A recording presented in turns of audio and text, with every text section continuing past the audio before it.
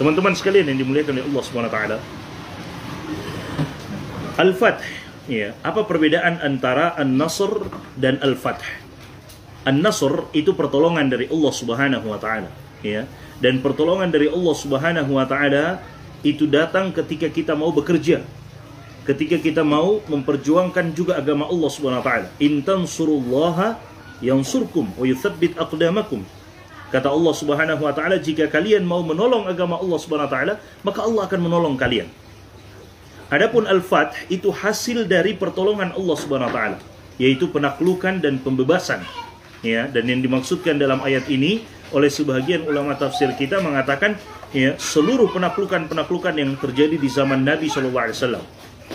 Dan sebagian besar para ulama kita mengatakan bahwa yang dimaksudkan adalah Fathu Mekkah, penaklukan kota Mekkah Al-Mukarramah, yaitu terjadi pada tahun ke-8 Hijriah. Ya, terjadi pada tahun ke-8 Hijriah, kurang lebih 10.000 pasukan Nabi SAW bawa menuju ke Mekah. Kemudian mereka hancurkan, ya, Nabi SAW hancurkan berhala-berhala yang ada di sekitar Ka'bah dan seterusnya. Nabi SAW katakan, siapa yang masuk ke Masjidil Haram maka dia akan aman dan seterusnya. Ya, dihancurkan berhala. Fathu Mekah, pembebasan kota Mekah. Kaum muslimin menang, ya. Dan itu sudah merupakan janji dari Allah SWT.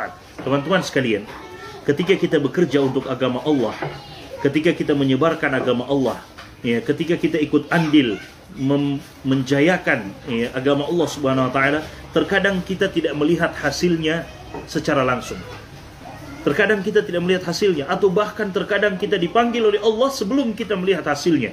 Tapi ketahuilah, semua yang kita lakukan, jika dia benar-benar ikhlas kepada Allah Subhanahu wa taala, maka tidak ada satupun yang sia-sia di sisi Allah Subhanahu wa taala.